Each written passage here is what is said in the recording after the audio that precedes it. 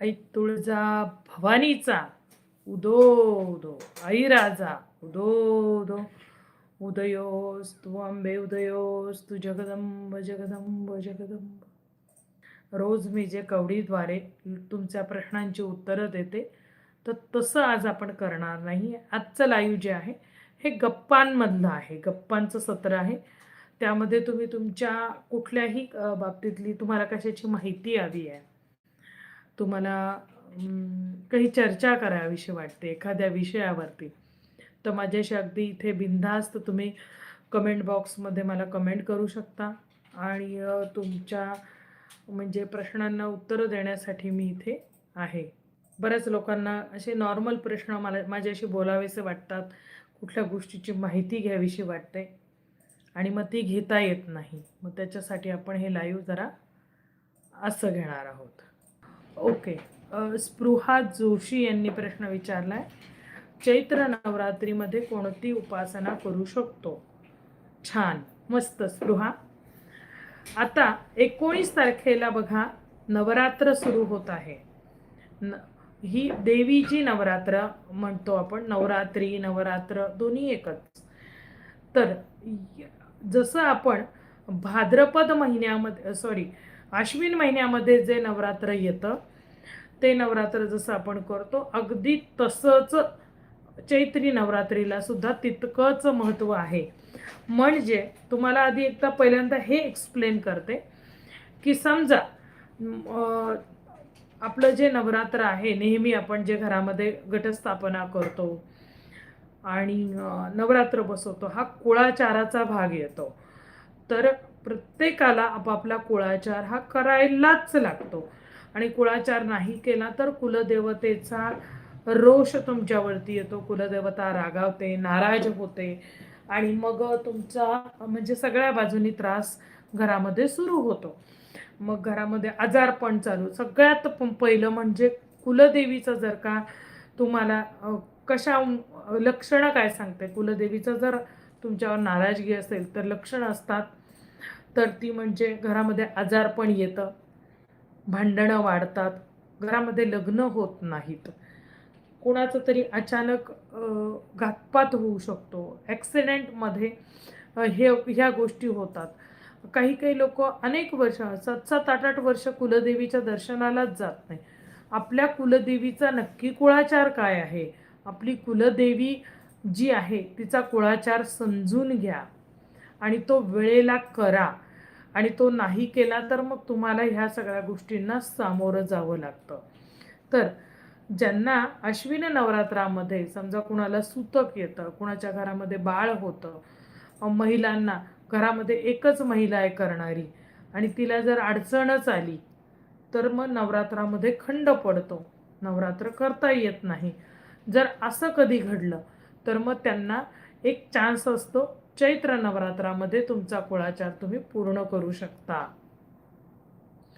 घटस्थापना करणं, देवीला दिवा लावणं, घटाला जसे आपण 9 दिवस हार घालतो तसे 9 दिवस हार घालणं, कुमारिका पूजन, उपवास, सवाष्ण पूजन, ओटी भरणं, देवीच्या दर्शनाला जाणं, असे अनेको प्रकार आपण नवरात्रीमध्ये वेगवेगळ्या प्रकाराने देवीची भक्ती करतो, उपासना करतो. तर उपवास शक्यतो करू नका, कारण की कसं आहे, उन्हाळा भरपूर आहे आत्ता आणि उपवासापेक्षा उपासनेला महत्त्व द्या. उपवास याचा अर्थ काय बरं? उप म्हणजे जवळ आणि वास म्हणजे राहणे, देवाच्या जवळ राहणे. त्यावेळेला त्याला उपवास असं म्हणतात. आणि आपण उपवास म्हटलं की साबुदाण्याची खिचडी खायची, भगर खायची, शेंगदाणे खायचे म्हणजे उपवास झाला असं असतं का?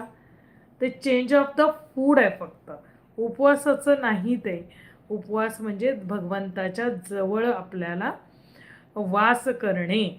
तर मग त्या आता या नवरात्रीमध्ये स्पृहानी जो प्रश्न विचारलाय, आपण कोणती उपासना करू शकतो?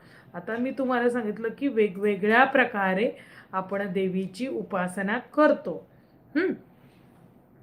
मग तुम्ही कुठली तरी एखादी उपासना तुम्ही चॉईस करा, तुमच्या आवडीने करू शकता. जसं की दुर्गा सहस्त्रनाम करू शकता, दुर्गा चालीसा करू शकता, दुर्गा अष्टोत्तर शतनाम ह्याची उपासना करू शकता.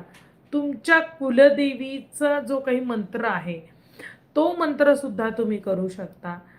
मात्र किती करणार आहात? 9च दिवस तुम्ही ही उपासना जर का करणार असाल तर पहिल्या दिवशी तसा संकल्प घ्या. संकल्प ज्या वेळेला आपण घेतो म्हणजे नॉर्मल संकल्प, काही ब्राह्मणांनीच संकल्प घ्यावा असं नसतं. तुम्ही नॉर्मल हातामध्ये पाणी, फूल, हळदी कुंकू, अक्षत घेऊन तुमचं नाव, तुमच्या नवऱ्याचं नाव म्हणजे पुरुष असेल तर तुमचं, तुमच्या वडिलांचं नाव, तर तुम्ही तुमचं गोत्र कोणतं आहे, तुम्ही कोणत्या गावातून उपासना करीत आहात आणि कशासाठी करीत आहात, तुम्हाला या उपासनेचं कोणतं फळ पाहिजे आहे, तर ते तुम्ही देवतेकडे मागून घेऊ शकता. आणि असं बोलून ते पाणी तावणामध्ये सोडून द्यायचं आहे आणि असा तुम्हाला संकल्प घ्यायचा आहे की मी या 9 दिवसामध्ये 1100 पाठ करीन, 11,000 करीन, जेवढं होईल तेवढंच बोला आणि जेवढं बोललं तेवढं पूर्ण करा. त्याच्यासाठी एक वेळ असावी, एक जागा असावी आणि एकाच देवतेची उपासना असावी. त्याला म्हणतात उपासना किंवा अनुष्ठान. असं केलं तर तुम्हाला त्याचं फळ नक्कीच प्राप्त होतं. तर अशा प्रकारे 9 दिवस तुम्ही देवीची उपासना करू शकता. आता दुसरा कुठला प्रश्न असा असेल तर तुम्ही विचारू शकता.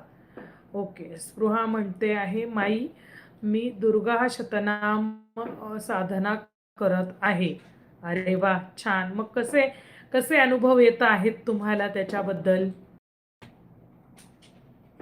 आत्ता आपल्या महाशक्तिपीठाकडे ही उपासना राबवली जात आहे, दुर्गा अष्टोत्तर शतनाम. जर तुम्हाला कुणाला त्या ग्रुपमध्ये सामील व्हायचं असेल तर त्याचा एक फॉर्म असतो, तो भरावा लागतो आणि त्यानंतर तुम्ही त्या उपासनेमध्ये येऊ शकता. असं डायरेक्ट येऊ शकत नाही. माई मला सतत भीती वाटते, भास होतात, काय करू? बघा, भास हे भीतीदायक आहेत की काही देवीचे संकेत आहेत? सगळ्यात पहिली गोष्ट म्हणजे हे तुम्हाला चेक केलं पाहिजे, काही देवता आहे का, काही निगेटिव्ह शक्ती आहे.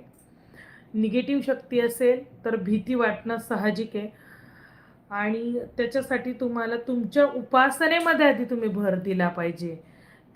तुम्हाला आधी योग्य सल्ला घेतला पाहिजे. तुम्ही एकदा माझ्याशी बोला अपॉइंटमेंटवरती, मग मी तुम्हाला भीती कशाची आहे ते एकदा एक्सप्लेन करते. जर का काही निगेटिव्ह शक्ती असेल तर मग त्यावरती आपल्याला एक ठराविक प्रकारे उपासना करून ती सुद्धा आपण काढू शकतो. स्वामी कृपा. ओके, माई तुम्ही आमच्यासाठी कौल घेऊन उत्तर देता, तर आयुष्यात घडणाऱ्या घटना आधीच ठरलेल्या असतात का? नक्कीच, पण काही वेळेला काय होतं, प्रश्न छान विचारला आहे. काही वेळेला काय होतं माहिती आहे, आपला नशिबाचं एक भांडं आहे. समजा एवढं जन्माला येताना तुम्ही एवढं भांडंभर तुमच्या आयुष्यामध्ये सुख किंवा चांगल्या गोष्टी तुम्ही घेऊन आलेल्या आहात, ठीक आहे. तर मग आता हे जे भांडं आहे, हे भांडं तुम्ही जर का हंड्यात बुडवलं तरी भांडंच भरेल, समुद्रात बुडवलं तरी भांडंच भरेल, नदीत बुडवलं तरी भांडंच भरेल. पण हे भांडवल जे तुमच्या नशिबात लिहिलेलं आहे त्याच्यातही जर का कोणी अडथळे देऊन ते तुम्हाला मिळत नसेल तर त्याच्यासाठी तुम्हाला नक्कीच दैवी शक्तींची, उपायांची नक्कीच गरज पडते. आणि मग अशा वेळेला योग्य मार्गदर्शनाची पण गरज पडते. बाबा, माया नशिबात जर का एवढं लिहिलेलं आहे आणि ह्याच्यातही मला जर का अडथळे येत असतील तर मग ते काम कशामुळे येत आहेत? त्याच्यासाठी आपल्याला नक्कीच कवडीशास्त्राद्वारे मी जे तुमचे कौल घेते आणि त्यातून तुमच्या प्रश्नांची उत्तरं देते, तर मग तुमची अडकलेली जी कामं आहेत ती तुमची नक्कीच त्या उपायातून जर असतील तर, जर कामं अडकलेली असतील तर त्या उपायांमधून ती नक्कीच हे होतात. आणि तसे मला लोकांचे फोनही येतात की बाबा आम्ही तुम्ही सांगितलेले उपाय केल्यामुळे आम्हाला आमच्या प्रॉब्लेममधून आम्ही बाहेर पडलो आणि आमचं आता तो जो प्रॉब्लेम होता तो सुटलेला आहे. साध्या साध्या गोष्टी येतो, झोप न येणं, एखादा म्हणजे घरामध्ये काही पैशाची कामं, तुमची छोटी छोटी गोष्टी असतात, त्यासुद्धा जर तुमच्या अडकून पडल्या तर नक्कीच काहीतरी प्रॉब्लेम आहे ना. आणि मग तो प्रॉब्लेम आपल्याला नक्की सोडवता पण आला पाहिजे. मग तो योग्य व्यक्तीकडनं सोडवून घेऊन, जे आपल्या पदरात आहे, जे आपल्या सटवाईने आपल्या नशिबामध्ये लिहिलेलं आहे, मग ते भांडभर का असेना पण ते आपल्याला मिळायला हवं, तो आपला अधिकार आहे. नाहीतर पुन्हा ते हे करण्यासाठी पुन्हा जन्म घेऊन यावं लागेल आणि पुन्हा ते सगळं, पुन्हा तेच चक्र मग ते चालू आहे. असं आहे त्याचं. काय निलेश जोशी, सतत दवाखाना सुरू आहे, काहीतरी सांगा. तुमची कुलस्वामिनी कोण आहे जोशी? तुमच्या कुलदेवीचं काय राहिलंय? किंवा काहीतरी नकारात्मक शक्ती, या दोनच गोष्टींमुळे घरामध्ये दवाखाना चालू आहे. त्याच्यावरती खरं म्हटलं तर तुम्हाला आधी अपॉइंटमेंट घेऊनच बोलावं लागेल, कारण की नक्की काय आहे आणि त्यावरती आपण उपाय नक्की काय करावा हे तुम्हाला आधी मला सुचवावं लागेल आणि मग आपण त्याच्यावरती पुढे बोलू शकतो. स्पृहा, नवनाथ भक्तिसारचे कडक नियम असतात का? तसं म्हटलं तर हो. आणि नियम पाळून जर तुम्ही नवनाथ भक्तिसार वाचला तर तुम्हाला अनुभव त्याचे येतातच. नियम आहेत त्याला सुद्धा. ब्रह्मचर्य व्रत पाळावं लागतं. कुणाच्या घरचं काही खायचं प्यायचं नाही आहे. बाहेरचं म्हणजे परांना तुम्हाला टाळायचं आहे.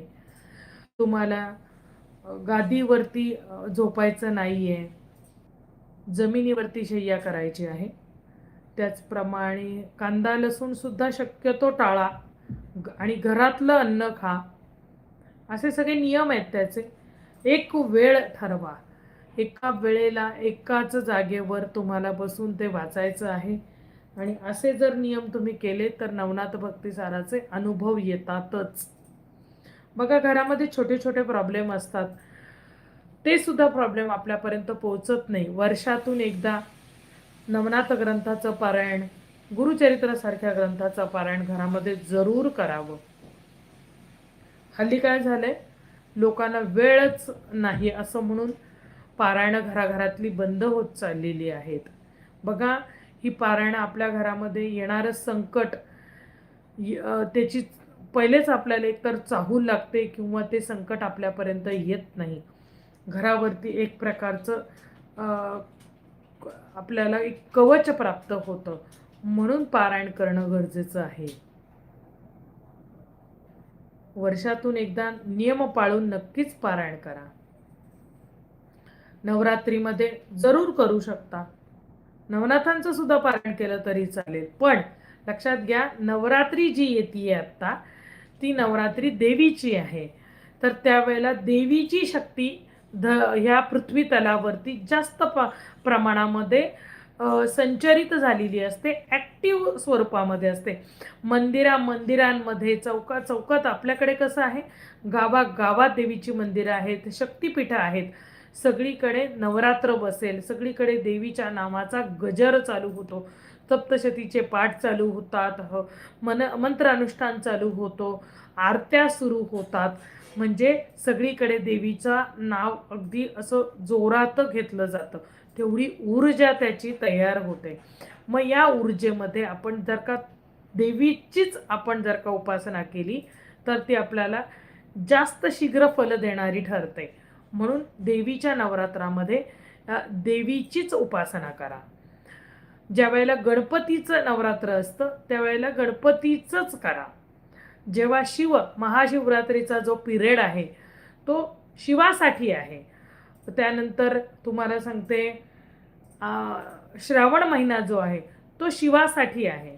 तर त्या महिन्यामध्ये तुम्ही शिव उपासनाच करा, जास्तीत जास्त करा, त्याचा फायदा होतो. मग 16 सोमवाराची सुरुवात तुम्ही श्रावणात करू शकता.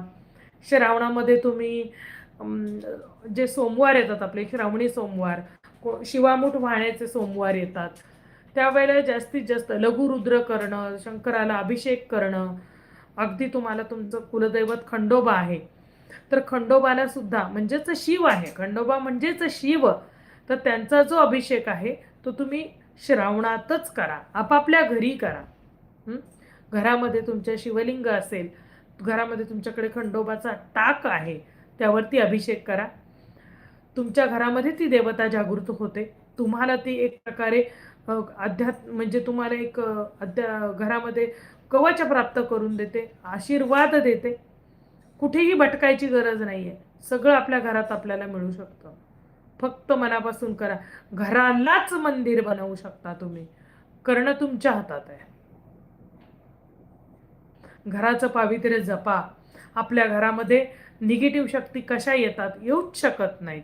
म्हणून म्हटलं, वर्षातनं पारायण करा, दररोज सकाळ संध्याकाळ दिवा लावा, दररोज पूजा करा. लोक घरामध्ये देवता आणून ठेवतात वेगवेगळ्या देवांची, रोज देवांवरती पाणी पडत नाही. देवांची रोज पूजा करायची आहे, तर ती पूजा केली तर, नाही तर मग तुम्ही तुम्हाला देवता पावतील कसे? तर दररोज पूजा करा. आठवड्यातून एकदा एक नियम करा, दर शनिवारी किंवा दर पौर्णिमा, अमावस्या, उंबरठा तुम्ही स्वच्छ करून घ्या.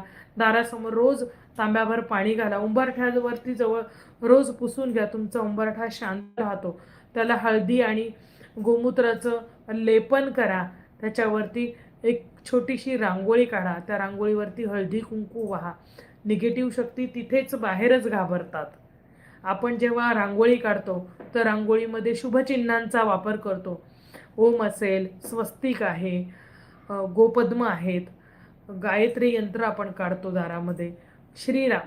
आम्ही लहानपणापासून आमच्या दारामध्ये तुळशीजवळ जी रांगोळी काढली जायची त्याच्यावरती श्रीराम प्रसन्न, मग नंतर गोपद्म असायचे, देवीचं ते गायत्रीचं छोटं यंत्र असायचं, लक्ष्मीची पावलं काढायचो, हळदी कुंकू व्हायचं. कशा घरामध्ये नकारात्मक शक्ती येतील? येऊच शकत नाही. आईने तसे लहानपणापासून संस्कारच केलेले आहेत. तुम्ही जर केलं तर पुढची पिढी करेल, आणि पुढच्या पिढी संस्कार जपा, नाहीतर अवघड आहे. तुमची उपासना जर संपली तर अशा हे जे काळाने घात ज्या गोष्टींचा होतो तो त्यामुळेच होतो, कारण की तुमच्यावरती काहीही कवच राहत नाही. जो उपासना करेल तोच टिकणार आहे. बघताय तुम्ही जगामध्ये काय चाललंय आता, युद्धासारखे प्रसंग आहेत, महामारी येते, रोगराई येते, जसं कोरोना येऊन गेला. त्यामध्ये जे संस्कारी होते, ज्यांनी सगळं जपलं, त्यांचं सगळं टिकलं. आणि ज्यांच्याजवळ काहीच उपासना नव्हती, फक्त पैसा होता, काय उपयोगाचा आहे? पैसा कामाला येतो का तुमची उपासना कामाला येते? काय येणार आहे? पैसा लागतोच. मी असं म्हणत नाही की पैसा नाही, पण काही वेळेला नुसता पैसा उपयोगाचा नसतो. असे माझ्याकडे किती केसेस आहेत की ज्या रोज माझ्यापर्यंत येतात, आणि रोज मी लोकांचं ऐकते की एवढा पैसा आहे पण मुलगा फुकट गेलाय. मुलगा रोज आईवडिलांना दारूला पैसे मागतोय. घरात कुठलंही काम न करता मुलगा एका खोलीमध्ये स्वतःला कोंडून घेतलेलं आहे. पण 30-30 वर्षाची मुलं झाली आहेत. ना लग्न आहे, ना नोकरी आहे, ना काही संस्कार उरलेत. फक्त आईबाप मुलाला पोसत आहेत. अशा पण घटना चालू आहेत हो जगामध्ये. सावध व्हा, पुढच्या गोष्टींचे विचार करा.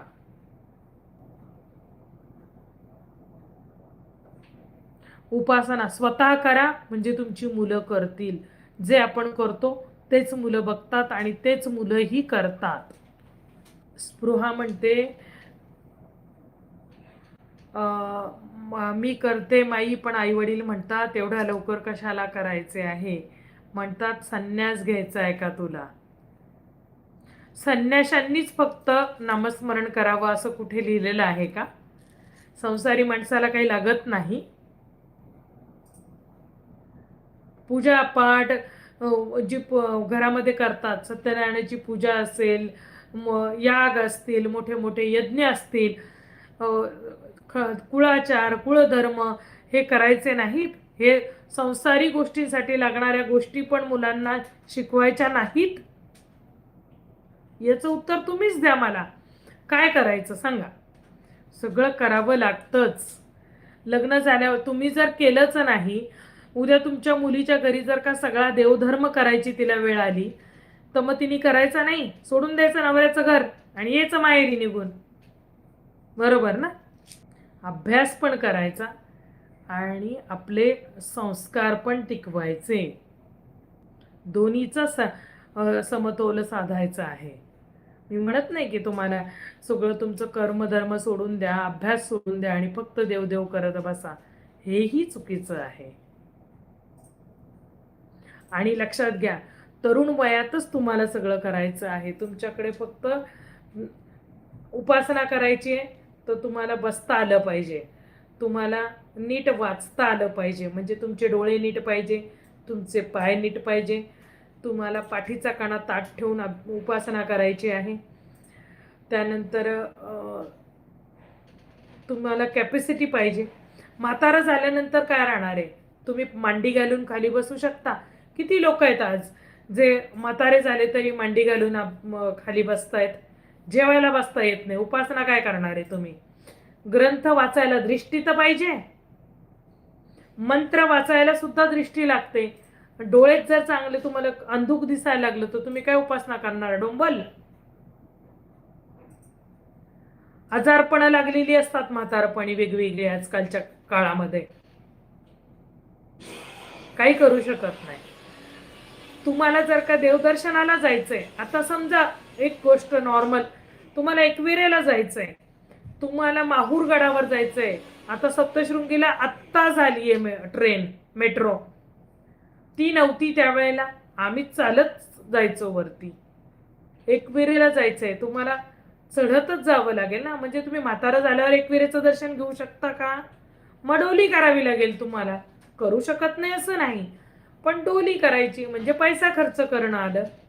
काय जे काही करायचंय तुम्हाला, शिक्षण पण तरुण वयात घ्यायचंय, तुम्हाला नोकरी किंवा तुमचा व्यवसाय तो तरुण वयातच करायचा आहे, आई वडिलांची सेवा तरुण वयातच करायची आहे. त्यानंतर स्वतःचं नावलौकिक, स्वतःचं करिअर जे काही आहे ते तुम्हाला तरुण वयातच करायचं आहे.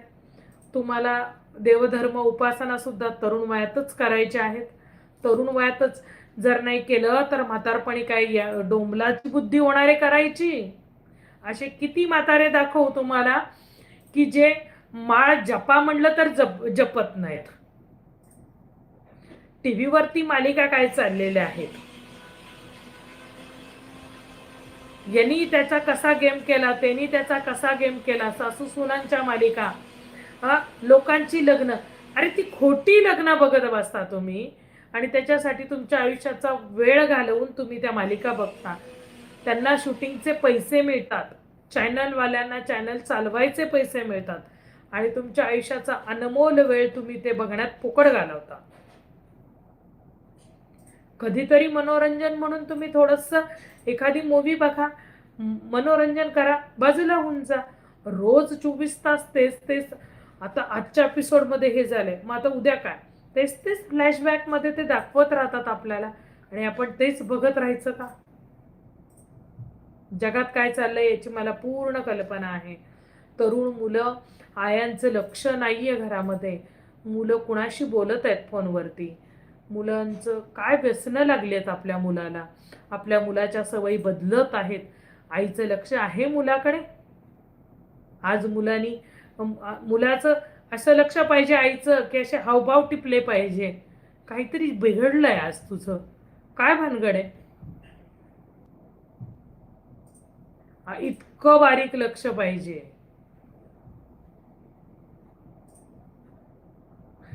तर तुम्हाला तुमची मुलं वाचवता येतील. फार बिघडत चाललाय समाज. आज आज तर एक अपॉइंटमेंट अशी झाली की त्या मुला मुलींचं प्रेम होतं आणि नंतर त्याला पश्चाताप झाला की मुलगा विचित्र आहे आणि मग तिला बाहेर पडायचं आहे त्याच्यातून, पण तो मुलगा तिला सोडत नाहीये, तिच्या घरी जाऊन धमक्या देतोय, भांडणं काढतोय आणि स्वतःचं सगळं हाईड करून ठेवलंय. आई वडील बहीण कोणाचाच पत्ता त्या मुलीला नाहीये आणि त्या मुलीचे सगळे डिटेल्स तिच्या घरी जाऊन भांडतोय. तिच्या आई वडिलांना माहितीये. कुठं जायचं त्यांनी याचा विचार करा. काय चाललंय समाजामध्ये? देवीचे स्वप्न दिसले, चांगली गोष्ट आहे. देवीचं स्वप्न दिसलं म्हणजे एक तर तुमच्या कुलदेवीचं दिसलं आहे असेल तर कुलदेवीचं दर्शन घेऊन या. आणि नुसतीच देवी दिसली असेल तर चांगली गोष्ट आहे, काहीतरी आनंदाची बातमी तुम्हाला येऊ शकते, काहीतरी शुभ संकेत आहे असं समजू शकता तुम्ही देवी स्वप्नात दिसणं म्हणजे. माई मला गुरुदीक्षा घ्यायची आहे, जरूर घेऊ शकता. गुरुदीक्षेचे काही नियम आहेत. पहिल्यांदा गुरु कोण यांना आधी सिलेक्ट करा, त्या गुरूंपुढे आधी अर्जी टाका की मला गुरुदीक्षा घ्यायची आहे, तर मी जर पात्र योग्य व्यक्ती असेल तर मला तुम्ही दीक्षा देऊ शकता का अशी विनंती करा. आणि त्यानंतर तुम्हाला ते गुरु काय मार्गदर्शन करतात त्यावरती तुमचं पुढचं सगळं हे ठरतं, पुढचा प्रवास ठरतो. आता एकाने प्रश्न विचारला होता आत्ताच ना, मला गुरुदीक्षा घ्यायची आहे. मला थोडंसं त्यावरतीच बोलू शकते मी. गुरु म्हणजे काय बरं? गौरवचा प्रश्न साधारण थोडासा त्याचाच आहे. आपण अगदी त्या विषयाला नाही, पण थोडंसं गुरुबद्दल बोलू शकतो आपण. गुरु म्हणजे काय बरं? मला सांगा. ठीक आहे, तुम्हाला तिकडनं बोलता येत नाहीये, पण मी एक थोडंसं एक्सप्लेन करते. कदाचित तुम्हाला दोघांना तुमच्या प्रश्नांचं उत्तर इथे मिळेल. गुरु म्हणजे प्रकाश. मग तो प्रकाश कसा? गुरुमंत्र घेतलं कशासाठी घ्यायचा? अंधारातून उजेडाकडे जाण्याची ती वाट आहे. अंधार कसला? तुमच्याकडे जर का ऑलरेडी एवढं सगळं ज्ञान असेल तर तुम्हाला गुरूंची गरज आहे का? नाही. गुरु कशासाठी करतात? ज्ञान मिळवण्यासाठी. हां, तर ते ज्ञान कशातून मिळतं? प्रश्न विचारल्याने, उपासना केल्याने, वेगवेगळे मंत्र, वेगवेगळे अनुष्ठान, वेगवेगळ्या उपासना किंवा साधना केल्याने आणि स्वतःमध्ये तेवढे बदल केल्याने. कारण की स्वतःला ते ज्ञान मिळतं ना तुम्हाला.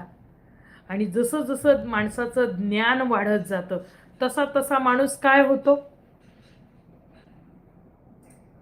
अंतरंगातून तो बदलत जातो, तो शांत होत जातो. त्याला स्वस्वरूपाचं दर्शन होतं. कोहम, आपला जेव्हा जन्म होतो त्यावेळेला बाळ रडत असतं, कॅ कॅ आपल्याला असं ऐकायला येतं. तो विचारत होते कोहम, कोहम, मी कोण आहे, कशासाठी आलो आहे. आणि खरं त्या बाळाला ते समजत असतं बरं तेव्हा, म्हणून तो ते विचारतं कोहम कोहम. पण ही संसाराची माया अशी आहे ना, या मायेमध्ये नंतर त्याला जे ज्ञान असतं ना ते साफ विसरून जातो. मग त्याला सगळे नाते, मग आई, मग वडील, मग भाऊ, मग बहीण, मग नंतर त्याच्या आयुष्यात येणारे अनेक नाते जन्माला येतात. अनेक गोष्टींचा मोह अंगामध्ये शिरतो. मग मला कपडे पाहिजे, मला खायला पाहिजे, मला गाडी पाहिजे, मला बंगला पाहिजे, या सगळ्या मायाजाळामध्ये तो पूर्ण हरवून जातो. आणि मग त्याचा जो प्रश्न आहे कोहम, या प्रश्नाचं उत्तर कोण देणार आहे? एकमेव सद्गुरू आहेत जे तुम्हाला त्या प्रश्नाचं उत्तर देऊ शकतात. त्यांना सद्गुरू असं म्हणतात. कळलं? नुसते गुरु नाही, सद्गुरू. गुरु म्हणजे हर क्षणाला आपल्याला त्या गोष्टी शिकवल्या जातात. मग शाळेमध्ये असतात त्यांनाही विद्येचे गुरुच म्हणतो ना आपण. आई सगळ्यात पहिला गुरु असते आपला, नंतर शाळेतले शिक्षक, तुम्ही वेगवेगळ्या गोष्टी शिकता, क्लासेस करता, ते सगळे गुरुच आहेत जे तुम्हाला ज्ञान देतात. पण सद्गुरू असे आहे जन्म मरणाच्या फेऱ्यातून आपली मुक्तता जिथे होते ते ठिकाण म्हणजे सद्गुरूंचं ठिकाण. आणि ते जर करायचं असेल तरच सद्गुरू करावेत आणि तरच मंत्र घ्यावा. ही इच्छा जागृत झाली पाहिजे. कळलं?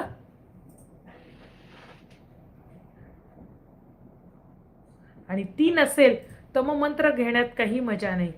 गाडी बंगला ह्या गोष्टी तुम्हाला मिळवण्यासाठी सद्गुरू करावेत नाही.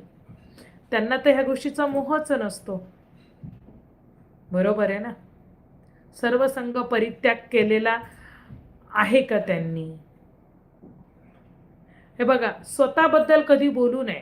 समर्थ रामदास स्वामींचं दासबोध नावाच्या ग्रंथाबद्दल मी जवळपास बऱ्याच वेळा, म्हणजे अगदी रोज बोलते असं म्हणू शकता तुम्ही. कारण की अत्यंत बुद्धिमान असे समर्थ रामदास स्वामी होते, ज्यांनी इतका सुंदर दासबोध नावाचा ग्रंथ लिहिलेला आहे. तो जर ग्रंथ मनुष्याने वाचला ना तर आयुष्य बदलून जाईल त्याचं. मनापासून स्वतः वाचायचा, व्हिडिओमध्ये नाही ऐकायचा.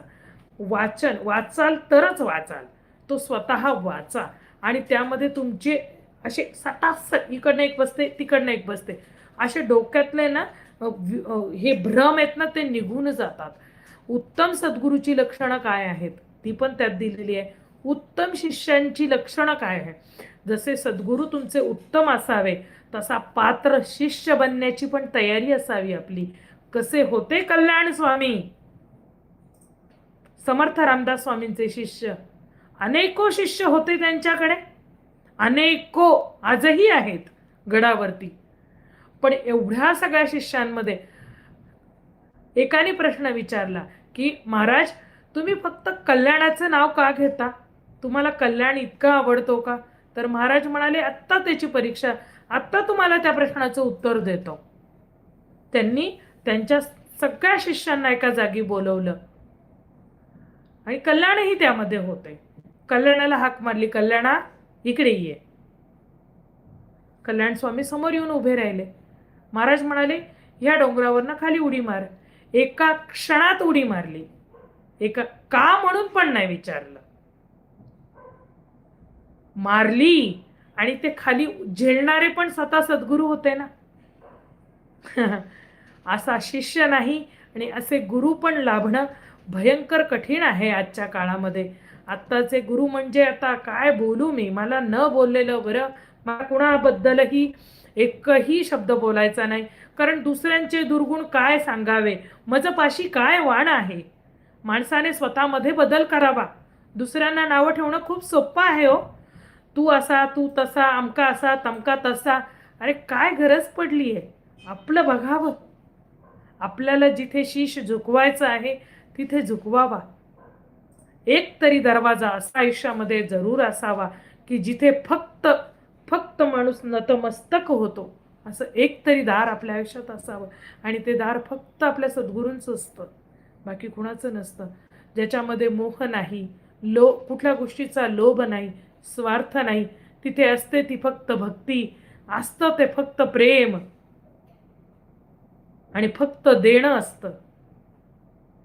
गुरूंकडनं काय घ्यावं तर त्यांची फक्त कृपा, आशीर्वाद, एवढंच फक्त आपण गुरूंकडनं घेऊ शकतो. विचार करा, आपला अहंकार तिथे संपला पाहिजे. तुम्हाला माहिती आहे, आज प्रत्येक ह्याच्यामध्ये माझ्याकडे तर ही परंपराच आहे की आपण ज्या वेळेला गुरुमंत्र घेतल्यानंतर वर्षभरातनं एकदा तरी की भिक्षा मागण्याची परंपरा आहे. भिक्षा घ्या, तुम्ही परडीनी जोगवा घ्या. दोन्ही गोष्टी जवळपास सारख्याच. तर कशासाठी करतात बरं हे? जोगवा कशासाठी? म्हणजे आईसाहेबांनी मागितला म्हणून लोक मागतायत किंवा काय, ही कहाणी माहीत आहे मला. पण खरा त्याचा मतितार्थ काय आहे? आता त्याच्यावरती मी तुम्हाला एक गोष्ट सांगते. इथे थोडी शांत जीवाचा कान करून ऐका. जीवाचा कान म्हणजे काय? सगळं तन मन धन ओतून तुम्हाला फक्त ऐकायचं आहे. तर गोष्ट अशी आहे, नवनाथ ग्रंथामध्ये याचा सरळ सरळ उल्लेख आहे. तर सांगते मी तुम्हाला. नवनाथांमधले एक नाथ होऊन गेले. ते नाथ एकदा एका गावामध्ये येतात. तर ते जालिंदर नाथ होते. नाथांची सगळी खूण ही उलटीच होती. त्यांनी तिथे त्या गावामध्ये गाई जनावरांना चारा द्यायचा आणि गाई जनावरांची सेवा करायची त्यांनी तिथे ठरवली होती. दिवसभर एका पडक्या वाड्यामध्ये किंवा पडक्या घरामध्ये ते राहायचे, रात्रीच्या साधना करायचे आणि गाई जनावरांची सेवा करायचे. आता गवताचा भारा आणायला जेव्हा ते जायचे त्यावेळेला तो जो भारा आहे तो, आता त्यांचं हे डोकं आहे, त्या डोक्यापासून इतका हात वर आपोआप असा तरंगत यायचा तो भारा. आता तो गवताचा भारा तरंगतो म्हणून गावामध्ये चर्चा व्हायला लागली. बापरे, कोणीतरी मोठा अवलिया आलाय म्हणे. असं हळूहळू करत करत आता बघा, हे स्वतः एकांत शोधत असतात सगळे, देव काय नाथ काय, म्हणजे संत मार्गी म्हणजे गुरुमार्गी झालेली लोक काय स्वतः एकांत शोधत असतात. पण लोक त्यांना तिथेही त्रास द्यायला जातात, त्यांच्या साधनेमध्ये भंग करतात. तसंच त्यांचंही झालं बिचाऱ्यांचं. आणि तिथे गावामध्ये सगळीकडे चर्चा होऊ लागली, म्हणे बाबा काय म्हणे अवलिया आलाय. लोक त्यांच्या सांसारिक गोष्टी तिथे विचारायला सुरू झाले. आणि मग त्या विचारण्यामध्ये हळूहळू करत करत तिथे गोपीचंद राजाचं राज्य चालू असतं. त्या गोपीचंद राजाची जी आई आहे त्या आईंच्या कानावरती एका दासी मार्फत ती बातमी पोचली आणि त्या दासीने सांगितलं की असे असे कोणीतरी एक आलेले आहेत म्हणे. तर हो का म्हणे, चला तर मग आपण जाऊया म्हणे बघायला. म्हणून त्या ज्या आईसाहेब आहेत तर त्या गेल्या त्या दासीबरोबर आणि त्यांनी ते सगळं डोळ्यांनी स्वतः बघितलं. बघितल्यानंतर त्या एका क्षणात त्यांना कळलं की इथे आपली बुद्धी संपली, इथे आपल्याला फक्त शरण जायचं आहे. त्यांनी डायरेक्ट त्यांच्या पायावरती डोकं ठेवलं आणि मी शरण आली आहे तुम्हाला, मला तुमची दासी म्हणून स्वीकार करा, मला तुमची शिष्य म्हणून स्वीकार करा, ही अर्जी आहे तुमच्यापाशी. आता अशी अर्जी केल्यानंतर त्यांनी हो म्हणून होकार दिला, त्यांना गुरुमंत्र दिला आणि त्या रोज त्यांची सेवा करायला तिथे जाऊ लागल्या. आता गुरु म्हणल्यानंतर त्या काही खायला नेत असे, कधी फळफळावळ नेत असे, काही असे. हळूहळू त्या गोपीचंद राजाच्या ज्या राण्या होत्या, त्याच्या अनेक राण्या होत्या अशी पोथीत वर्णन आहे. तर त्या राण्यांनी नवऱ्याला लावली फोडणी. आपली सासू काय गुल खिलवते ते बाहेर, आता काय करतीये ते प्रत्यक्ष न बघता, बघा डोळ्यांनी जोपर्यंत तुम्ही बघत नाही, कानाने जोपर्यंत ऐकत नाही, तोपर्यंत कुणाबद्दल बोलू नये बरं, त्याचं फार भयंकर पाप आहे. पण त्या राण्यांनी मस्तपैकी सासूची फोडणी नवऱ्याच्या कानात लावली आणि मग गोपीचंद राजा चिडला. काय प्रकरण आहे, चला बघूया. म्हणून प्रत्यक्ष ती त्यांची आई तिथे असताना ते गेले. तर त्यांचे जे गुरु आहेत ते गुरु त्यांच्या मांडीवरती डोकं ठेवून झोपलेले असतात आणि ते आपला वारा घालत असतात आपल्या गुरूंना. असा सीन ते बघतात. बघितल्यानंतर तळपायाची आग मस्तकाला जाते. त्यांची आई घरी येते आणि आई घरी आल्यानंतर सेवकांना सांगून जालिंदरनाथांना तिथून उचलून आणतात आणि एक भला मोठा खड्डा करतात आणि त्या खड्ड्यामध्ये त्या जालिंदरनाथांना पुरून टाकतात. आता ज्यांना एका मिनिटात गवताचा भारा जे वर करू शकत होते, पशुपक्ष्यांची भाषा जाणत होते, संजीवनी मंत्रासारखा मंत्र त्यांच्याकडे होता की जो एका मिनिटात काहीही करू शकत होता, पण तरी सुद्धा ते मौन राहिले. त्यांनी त्यांची शक्ती दाखवली नाही. जे काय करतोय राजा ते करू दिलं, कारण त्यांना पुढचं काय होणार आहे हे माहिती होतं. कथा तर खरी पुढे चालू होतीये, पण तुम्हाला पूर्ण समजायला पाहिजे म्हणून मी कथा पूर्ण सांगतेय. तर त्याच्यावरती सगळं म्हणजे आपण म्हणतो ना उकिरड्यावरचं सगळं आणून त्या खड्ड्यामध्ये त्या नाथांवरती आणून टाकतात आणि तो खड्डा बुजवून टाकतात. चुप, कोणाला खबर नाही होऊ देत. त्याच्या आईला कान खबर नसते. आता दुसऱ्या दिवशी काय होतं, त्याची आई परत तिकडे जाते गुरूंना भेटायला. जाऊन बघते तर गुरु गायब आहेत, गुरु तिथं नाहीच. मग ती खूप शोधते, बिचारी रडते, उदास होते, पण तिला काही कळत नाही की तिचे गुरु कुठे गेलेत. शांत आपली बसून आपल्या घरी येते परत राजमहाली आणि आपल्या रुटीन वर्कला लागते. आता काय होतं, त्यांचे जे शिष्य आहेत, जालिंदर नाथांचे शिष्य होते कानिफनाथ, आणि कानिफनाथ बसलेले होते तपश्चर्येला 12 वर्षासाठी. त्यांची तपश्चर्या पूर्ण होते तिकडे. आणि इकडे गोरक्षनाथ आपल्या गुरूंना शोधत असतात. त्यांचे गुरु असतात बंगाल राज्यामध्ये, स्त्री राज्यामध्ये गेलेले. मग ह्या दोघांचेही जे शिष्य आहेत, गोरक्षनाथ आणि कानिफनाथ, आपापल्या गुरूंना शोधण्यासाठी निघतात. आणि निघाल्यानंतर आता मधली कथा मी तुम्हाला सांगत नाही, पण एकदा मग ते हे करत करत करत गुरूंना शोधत शोधत शोधत, आता कानिफनाथ जेव्हा चालायचे तेव्हा त्यांच्याबरोबर त्यांच्या शिष्यांचा अक्षरशः लवाजमा त्यांच्या मागे असायचा. 1000-2000 शिष्य सहज त्यांच्याबरोबर असायचे त्या काळी. आता त्यांच्या शिष्यांसह ते रागा, त्यांना गोरक्षनाथांकडनं खबर लागते की तुझ्या गुरुला असं असं गाढवाची लीद, घाण अशा खड्ड्यामध्ये तुझ्या गुरुला पुरून ठेवलेलं आहे. कसला म्हणे रे तू, कसला तुझाच गुरु आणि कसला रे म्हणे तू, आणि ते गुरुला बघ म्हणे तुझ्या कसं केलंय. कानिफनाथांची आग मस्तकाला जाते, तळपायाची आग मस्तकाला जाते. आणि मग ते म्हणतात, आता जर हा गोपीचंद राजा माझ्या समोर येईल तर तो नुसता नजरेने मी त्याला जाळून टाकेल. असे संतापून येतात आणि त्याची खबर राजाचे सेवक असतात सगळीकडे फिरलेले गावागावात. एक जण कोणीतरी येऊन राजाला टीप लावतं की असं असं होतंय आणि कानिफनाथ तुम्हाला भयंकर रागवलेले आहेत आणि ते तुमच्या ह्याच्याकडे येत आहेत. राजा कृपा करून तुम्ही लपा, नाहीतर त्यांच्या समोर जाऊ नका. मग आता काय करायचं. अशा वेळेला तो गोपीचंद राजा भयंकर घाबरतो. आणि आता काय करायचं म्हणे, एकच करू शकता म्हणे. त्यांचे सेवक त्यांना सांगतात, राजा एकच करा, तुम्ही फक्त शरण जाऊ शकता त्यांना. तुम्ही तुमची एकही युक्ती शक्ती काही त्यांच्या पुढे वापरू नका. फक्त शरण जा आणि क्षमा मागा. जे घडलंय त्या गोष्टीची फक्त क्षमा मागू शकता. ठीक आहे. राजा त्याच्या वेशीवरच उभा राहतो कानिफनाथांची वाट बघत. आणि जसे कानिफनाथ समोर येतात तसा धाडकन त्यांच्या पायावरती डोकं ठेवतो. आता बघा, गुरु जे असतात ते शिष्यांवरती रागवू शकत नाहीत.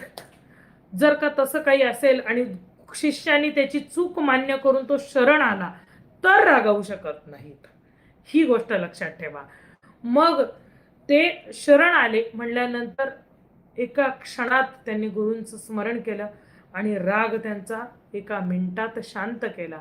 त्याला चूक कळली आहे ना, आता त्यांनी क्षमा मागितलेली आहे. आता तुला मी अभय, पटकन बोलून जातात, मी तुला अभय दिलं म्हणजे तू आता मरू शकत नाही. त्याला अभय देऊन टाकलं त्यांनी. मग म्हणले, मला तुम्हाला गुरु करायचं आहे, मला क्षमा करा, माझ्याकडनं खूप मोठी चूक झाली, मला माहीत नव्हतं की ते कोण आहेत. ठीक आहे म्हणाले, चला झाली ती शिक्षा, मान्य कर, तुम्हाला कबूल आहे ना, चला आता तुम्हाला मी पुढे हे करतो. असं म्हणून ते निघतात. आणि मग आता त्यांच्या गुरूंना ते खालून कसं काढायचं. आता ते खालचे तर केवढे तापले. ते जालिंदर नाथ होते, ज्यांचा जन्मच अग्नीतून झालेला आहे. तर ते सूर्याचे पुत्र होते, सूर्यासारखे तेजस्वी होते. झर झर झर एका नजरेने माणसं जळू शकत होती, एवढी शक्ती त्यांच्यामध्ये होती. मग त्यांनी काय केलं, आता आता कानिफनाथांना माहिती आहे की काय होणार आहे. आपण नुसतं मातीचं एक कण जरी उचलला तर खालून अग्नीच्या ज्वाळा निघतील आणि समोरचा माणूस एका क्षणात भस्मसात होईल, मग तो कोणी का असेना. मग त्यांनी काय केलं, गोपीचंद राजाचे हुबेहूब 10 पुतळे बनवले आणि एक एक पुतळा तिथं त्या जो बुजवलेला जो खड्डा होता त्या खड्ड्याच्या बरोबर वरती तो एक एक पुतळा सेवकांतर्फे ठेवायला लावला आणि खालून आवाज द्यायला लावला नाथांना. जेव्हा जेव्हा आवाज द्यायचा तेव्हा तेव्हा एक एक पुतळा जळत गेला. तसा तसा त्यांचा राग जळत गेला एकेका पुतळ्यामागे. असे 9च्या 9 पुतळे जळाले. 10वाही जेव्हा पुतळा जळायची वेळ आली त्यावेळेस जालिंदरनाथ म्हणतात की कोण आहे वर, आदेश, आवाज देतात. आदेशाला वरून कानिफनाथ आदेश म्हणून प्रतिसाद देतात आणि दोघांचा एकमेकांचा आदेश ते ओळखतात की माझा पुत्र आलेला आहे वरती, हे त्यांना खाली कळतं. आणि मग अशा वेळेला मग ते त्या पुत्राला म्हणतात की मला बाहेर काढ. मग वायव्य अस्त्राचा प्रयोग करून झर झर झर झर झर झर ती सगळं निघून जातं. ती जी काही घाण त्यांच्या अंगावर टाकलेली असते ती निघून जाते. जालिंदरनाथ खड्ड्यातून त्यांना बाहेर काढलं जातं. मग त्यांचं यथोचित पूजन केलं जातं. मग ती त्यांची आई, राजाची, गोपीचंद राजाची आई समोर येते. तीही क्षमा मागते. त्या राजाला म्हणजे दोन्ही नाथांना त्यांच्या राजमहाली राजपाहुणचार घेण्यासाठी ठेवलं जातं. नंतर गोपीचंद राजाला कानिफनाथांचा अनुग्रह मिळतो, त्यांचे गुरु बनतात. आता कथा जिथे सुरू झाली होती तो पॉइंट इथे आला. ज्यांनी जर का पूर्ण ऐकलं असेल तर शेवटचा पॉइंट हा सांगते तुम्हाला की गोपीचंद हा राजा होता. त्याच्याकडे अनेको राण्या होत्या, राज्य कारभार होता, सगळं काही होतं. हे सगळं असताना सुद्धा त्याने गुरुमंत्र घेतल्यानंतर गुरूंची आज्ञा त्याला होते की तुला सगळ्यात पहिली गोष्ट हा तुझा राजमहाल सोडून तुला जायचं आहे तपश्चर्येला. कारण की नाथ संप्रदायामध्ये 12 वर्ष जोपर्यंत तुम्ही तप करत नाही तोपर्यंत तुम्ही नाथच बनत नाही. नुसता मंत्र घेतला म्हणजे तुम्ही नाथ बनत नाही. तर तुम्हाला त्याच्यासाठी उपासनाच करावी लागते, अनुष्ठानच करावं लागतं. आणि ते करण्यासाठी गोपीचंद राजाला राजगादी सोडावी लागेल आणि त्याला भिक्षा हातामध्ये घ्यायला, भिक्षेची जोडी हातामध्ये ठेवली जाते. आणि भिक्षा त्याच्या राण्या ढाय मोकलून रडत असतात की ही काय दुर्बुद्धी सुचली तुला आणि कशासाठी म्हणून तू हे सगळं करत आहेस, आम्हाला सोडून जातो कशासाठी. एक एक राणी गळ्यात पडून, कोण गळ्यात पडते, कोण मिठी मारते, कोण पप्पी घेते, काय काय म्हणून केलेले सगळं वर्णन ग्रंथामध्ये आहे की आम्हाला सोडून तुम्ही जाऊ नका.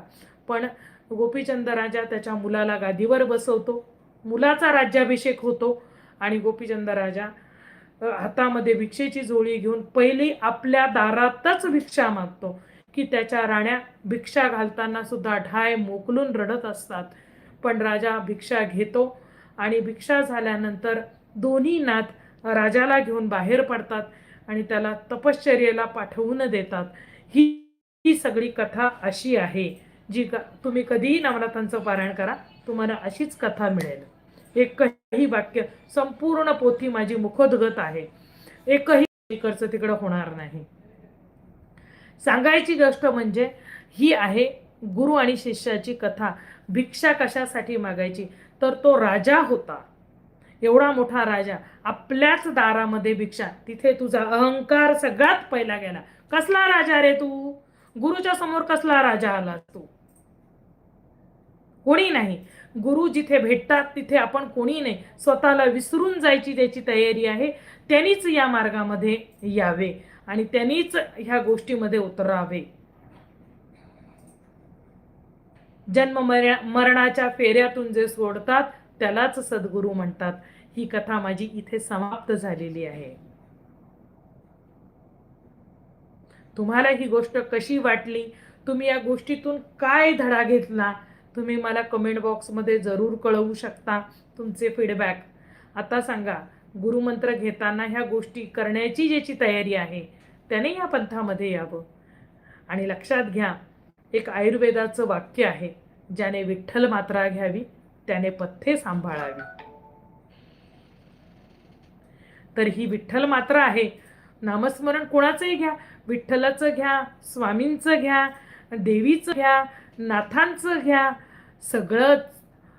सगळं कुठलंही घ्या. हे परमेश्वराचं नाम आहे आणि ते नाव जो कोणी घेतो तो ह्या संसार रूपी भवसागरातून नक्कीच तो तरतो. आणि तो भवसागर तरण्यासाठीच ते नाव घ्यावं, त्यानेच तिथे यावं. गुरुमंत्र हे एक आपल्याला मिळालेलं असं एक अनमोल दान आहे, जे तुम्हाला सांभाळायचं आहे, तुमच्या शेवटच्या श्वासापर्यंत सांभाळायचं आहे. आपल्याकडनं चुकूनही चूक घडता नाही. हे व्रत आहे. हे जसं आपण एखादं काय म्हणतो ना, आपल्या जन्म दिलेल्या बाळाला जपतो किंवा बाळाचं सोडा, अशी एखादी गोष्ट असते आपली की जी आपण खूप जपतो, तसं जपण्याची गोष्ट आहे ती. तर ते ज्याची करायची तयारी आहे त्यांनीच या मार्गामध्ये यावं.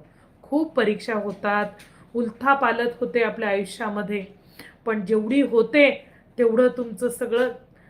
बघा, काही लोकांचे प्रश्न असेही असतात की आम्ही खूप देवाचं नाव घेतो, खूप उपासना करतो, खूप अनुष्ठानं करतो, तरी पण हा त्रास का आहे? हा त्रास संपतच नाही, उलटा वाढतो पण कमी होत नाही. का बरं वाढतो बरं?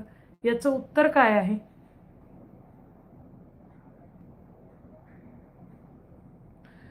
कसं आहे, परमेश्वराला सुद्धा त्याची भक्ती करणारी लोक फार आवडतात आणि त्याला तुम्हाला त्याच्या जवळ न्यायचं आहे.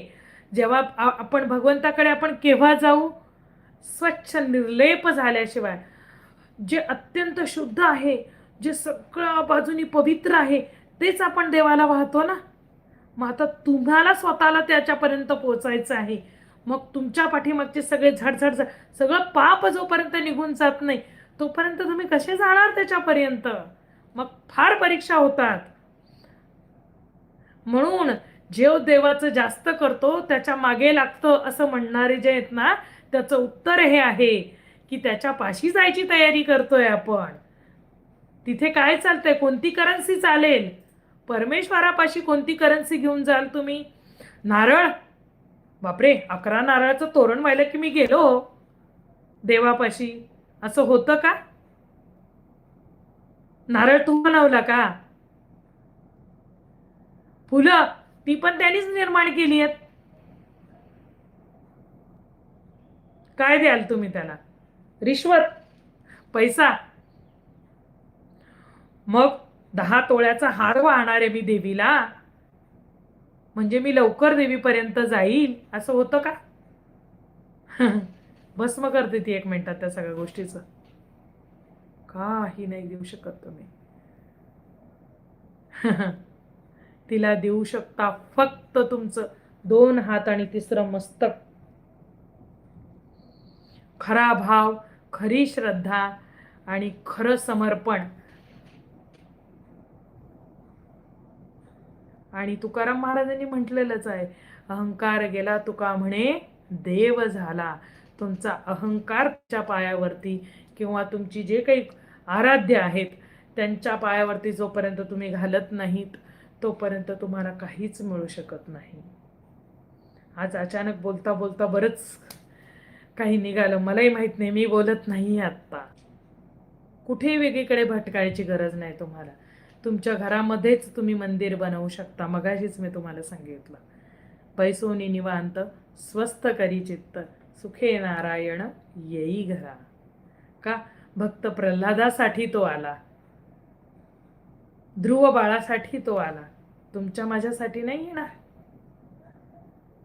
हाक तर मारा, आई ग, मनापासून हाक मारा तिला, नक्कीच दर्शन देते. पण खूप मनामध्ये जर का खूप कोणाबद्दल द्वेष असतील, अहंकार असेल तर ती नाही येणार हो.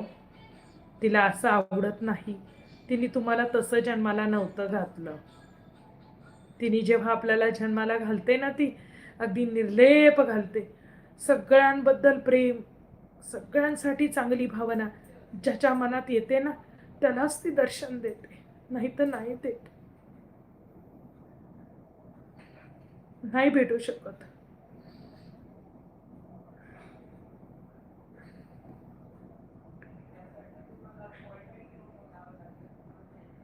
अशी तयारी करा आणि मग तुम्ही नामस्मरणामध्ये उतरा. बघा, एवढा आनंद आहे ना त्यामध्ये, जो तुम्हाला पैशाने नाही मिळणार हो, कुठंच नाही मिळणार हा आनंद. आज मी बघते खूप लोक गर्दी करत करत करत करत तिथपर्यंत जातात. फार ढणाढण आरत्या काय घात आहेत, तिला त्रास देत आहेत, तुमची दुःख तिच्यापर्यंत घेऊन जात आहेत. केवढी गर्दी. तुळजापूर घ्या, माहूर घ्या, सप्तशृंगीगड घ्या. आता बघा, चैत्र जसा उगवेल नुसती गर्दी कराल तिच्यापाशी. तिला जरा निवांतता देत नाही. किती दुःख घेते हो माझी जगदंबा, सगळ्यांचं दुःख घेते ती. कधीतरी तिलाही म्हणून बघा, आई ग तू थकली ग, सगळ्यांचं दुःख घेऊन थोडंसं तिच्याशी बोलून बघा, आई नक्की बोलते.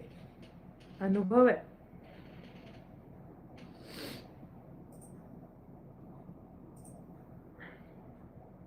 असो, तर गुरुमंत्राचा महिमा आणि सद्गुरूंचं महत्त्व मी तुम्हाला आज थोडक्यात इकडे सांगण्याचा प्रयत्न केलेला आहे. तर असं करा. अजून काही कोणाचा प्रश्न आहे का?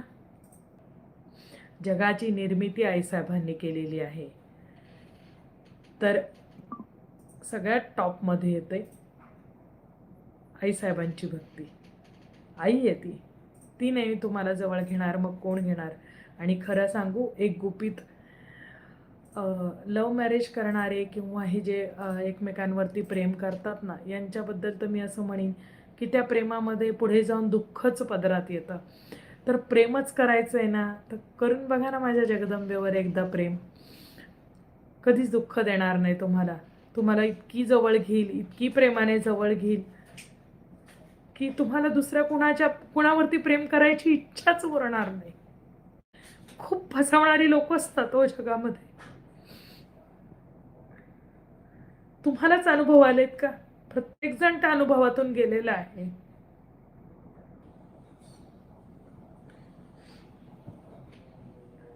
चला, आपण आता थांबूयात का? काही कोणाचे प्रश्न नसतील तर आपण थांबूयात. परत अशाच छानशा चर्चेला भेटूया. मी तुम्हाला आता एक जाता जाता एक टास्क देऊन जाते की तुमचे प्रश्न, जसा आज गौरव आणि अजून एक जणांनी प्रश्न विचारला होता, तसे प्रश्न तुम्ही घेऊन या. आपण असेच लाईव्ह घेऊ, कारण की सारखं मला ते कौल घ्यायला नको वाटतं. आपण म्हणजे त्याच्याशिवाय तुमच्यापर्यंत माहिती कशी पोचणार, आणि एकेकापर्यंत पोचण्यापेक्षा आपण लाईव्ह सेशनमधनं असे प्रश्न तुम्ही मला हे करून ठेवा, ग्रुपवरती टाकू शकता तुम्ही. मग त्या प्रश्नांची उत्तरं देण्यासाठी मी लाईव्ह घेईन आणि मग तुमच्या प्रश्नांचं उत्तर तिथे देईन. मात्र तुम्हाला आधी तिथे सांगितलं जाईल की आज लाईव्ह आहे आणि तुमच्या प्रश्नाचं उत्तर या लाईव्हमध्ये दिलं जाणार आहे. तर तुम्ही असे छान प्रश्न घ्या, जेणेकरून तुमच्या प्रश्नामुळे अनेकांचे प्रश्न सुटतात किंवा त्यांना त्यांची उत्तरं मिळतात. तर असं आपण लाईव्ह सेशन घेत जाऊया. आजचं लाईव्ह तुम्हाला कसं वाटलं, तुमचे फीडबॅक जरूर इकडे कळवा. आणि अशाच पुन्हा छानशा विषयासह परत तुमच्या भेटीला जरूर येईन. आईसाहेबांचा उदो उदो, तुळजा भवानीचा उदो उदो. जय जगदंब, जय भवानी.